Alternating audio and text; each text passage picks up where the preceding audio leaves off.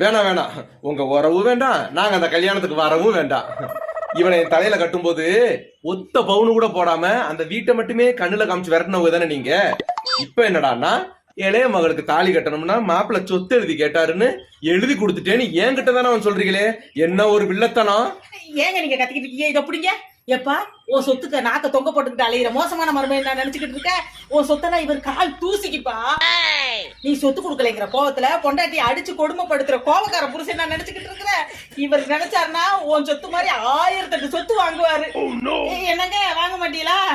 வாங்குவோம். போப்பா போ. நீ சொத்து கொடுக்கலைங்கிற கோவத்துல உன் கல்யாணத்துக்கு வராம மூஞ்சியை திருப்பிக்கிட்டு இருக்கிறதுக்கு மானங்கட்ட மருமையும் கிடையாது. இவர் தங்கமான மருமையன்.